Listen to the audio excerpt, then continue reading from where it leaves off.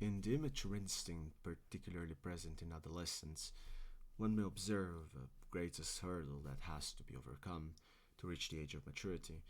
That hurdle is in the unwillingness to do self sacrifice. Maturity, however, I do not mean in a matter of years spent on God's earth. Rather, I mean a spiritual kind of maturity that should be considered in regard of the soul. Firstly, we must understand what the soul represents and how it differs from the conscious mind. At least as far as I understand it, the soul may be regarded as the center of gravity of the self, which is very much independent and thus not subservient to the conscious mind. By the materialists, it is simply regarded as the unconscious mind. But I am no such materialist.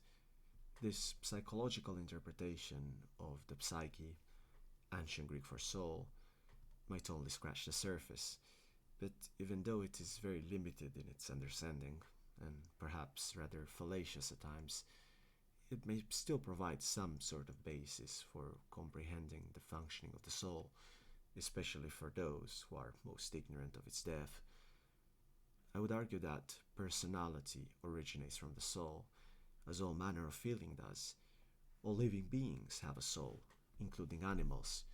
The word animal coming from the Greek anima, literally having a soul.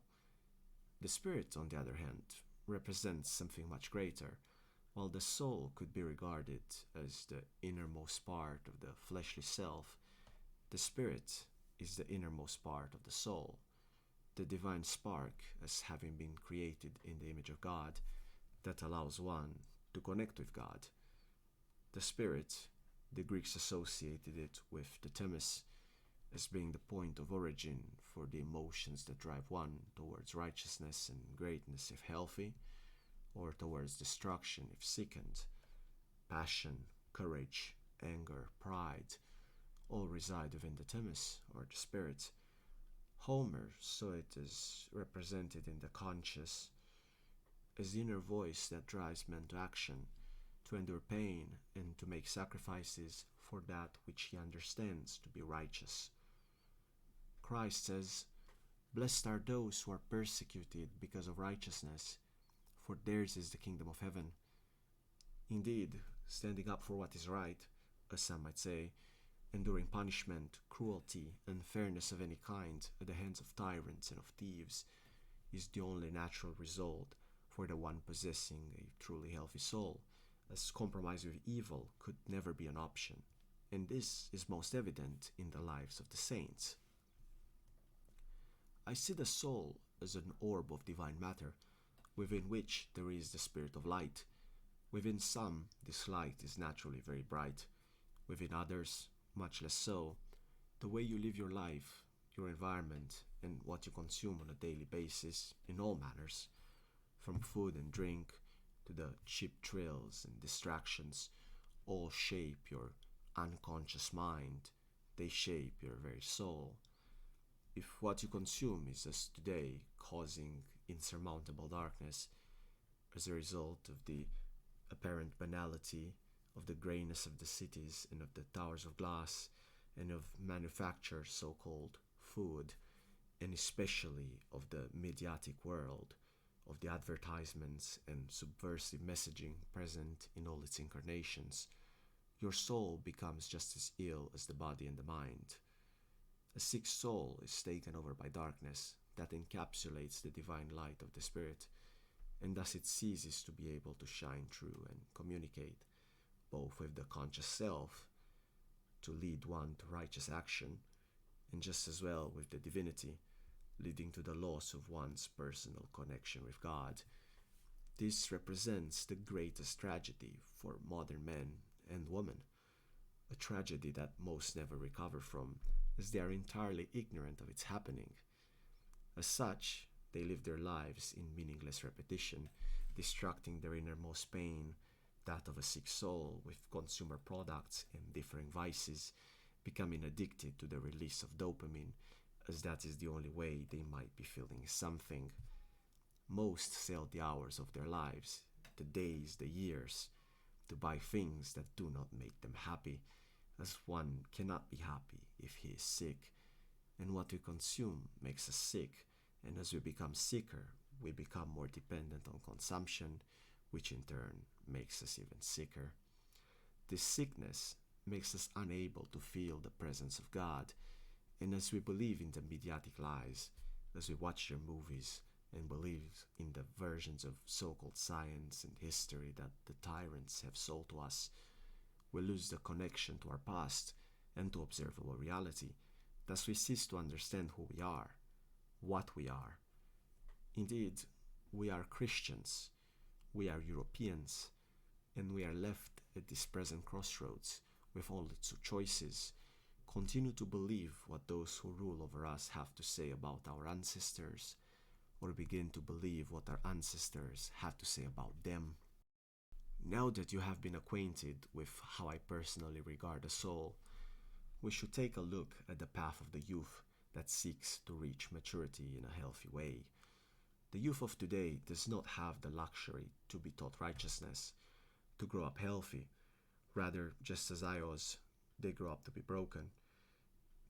They have to, at the age of supposed maturity, purge themselves of all that they have been taught and teach themselves anew, building themselves up upon the ruins of their old diseased selves, that by the glory of God may have been struck down. That is, as I see it, the only hope one has to mature into a healthy man or woman, and to clear their souls of the darkness imposed by the tyrants of the world. Truth is at the basis of the reconstruction of a healthy self. Thus one has to unlearn everything they have been taught in school about the world, about their history, about science and the like, and replace it with classical knowledge, with the thinking of truly great men, and most importantly with Christian wisdom. But there is another factor that I want to discuss, one factor that differentiates boys and girls, men and women, and is crucial to be understood, as becoming a man is very different from becoming a woman, and vice versa. We have to understand the negative urges of immaturity for each sex in particular, so that we may learn to dominate them and thus become healthy adults. A young man that is yet to reach full mental and spiritual maturity is dominated by a misunderstood and excessive urge for what he deems as freedom. This leads him to assume either of two stances. On one hand, that of liberalism, as a result of lack of responsibility, or that of tyrannical authority that he wants to impose without having earned the respect necessary for wielding such authority, and without regard for those that he believes should fall under this authority. In the first case, which is most common today, the young man lives a life of debauchery, having no willingness to commit to starting a family, to assume responsibility for others, many times not even for himself.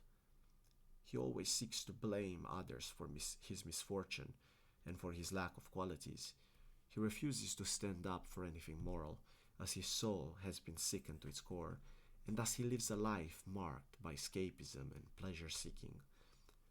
On the other hand, there are the tyrannical ones that may or may not be willing to assume some responsibility, but will always demand of others much more than they demand of themselves. They will often be possessed by anger and may resolve to unjust violence. These are the type of people blinded by their own ego that demand obedience without having earned it. In order that one may become a healthy man, these impulses must be dominated. One must assume responsibility, and not just for himself, but for others also, committing to one woman, to raising children, to helping in the community, and just as well to control his base urges, so that they may not lead him to damnation. On the other hand, the man has to assume authority also. To lead means to demand following. At times, one must also punish, but it should always be done not out of anger, but out of righteousness, and it should always be administered carefully. But importantly, it shall not be omitted, as it is meant to help correct the wrongs of those you love. for everybody's sake. This matter of righteous punishment is evidenced in the Bible by the cleansing of the temple, when Christ made a whip out of cords and drove all from the temple courts. Just as well, you should never demand more of others than you demand of yourself. Christ says, "No servant is greater than the master," as he washes the feet of his apostle. You may close your eyes at the sins of your loved ones, sometimes, but never at your own. For girls, it is much different, as their negative urges are those that seek the destruction of the structures and orders that have always sought to protect them from the evils of the world, evils that are just as present today as they always have been, but as many of the traditional institutions have been weakened or destroyed, these evils have crept in and taken over our very societies. In Genesis 3:16, God tells woman, "And you will desire to control your husband, but he shall rule over you." This passage best illustrates the most corrupt desire in woman, that being to rule over men. This desire to dominate, to micromanage and impose and enforce a supposed equality that gives no regard to the differing qualities or lack thereof within the members of the wider society, are represented in the matriarchal ruling structure of the Western society of today that has been brought to a ruinous state by this very system. A woman that seeks to impose her will onto others, and especially onto men, is a wholly corrupt woman, and is spiritually sick to her very core, as she does not act like a woman, but like a tyrannical man. The same way in which the passivity of the lack of responsibility assumed by large swaths of weak men today lead them to reject masculinity, the assertiveness of modern women leads them to reject femininity. In the process, young girls become caricatures of what they think men are. Indeed, this is the inversion brought onto the world by the devil's chosen rulers, that seek only to confuse and destroy. Men are taught to masturbate, and this neuters them and makes them unable to willing to assume righteous authority, while women are taught to dominate in their stead. Women, however, are not men. They are unable to rule as men, and just as well, a woman that has given into this perverse desire to dominate over men will never find happiness, as her soul is sick to its core. Indeed, a woman that will dominate her husband will be miserable, as she goes against her nature. The emasculated husband will have lost any respect from her, and a relationship that is not based on mutual respect may never be a good relationship. In such a scenario, the woman will never be satisfied, and while she earns more money due to affirmative action and useless jobs with no real-world implications or necessity more often than not, she will come to expect more from a man that in the name of equality has had much taken from him and given to her. Couple this with the perverse and weak guise of masculinity that she has been taught to emulate, namely promiscuousness, and she ends up virtually prostituting herself, if not literally, then in all but name, only that she may feel something, as her soul is darkened and her spirit captive, unable to connect with God. Thus, a young woman must learn to dominate the desire to dominate. Instead, she has to be willing to put her trust in a man that will lead her. She must do as he says, even when she does not agree. Only in this way may a woman reach a healthy spiritual maturity, embracing her femininity, becoming a mother, and living a healthy and happy life. As a conclusion to this video, it could be said that for the purposes of finding purpose, which may only be as a result of good health, the most important thing that has to be sought is self-sacrifice.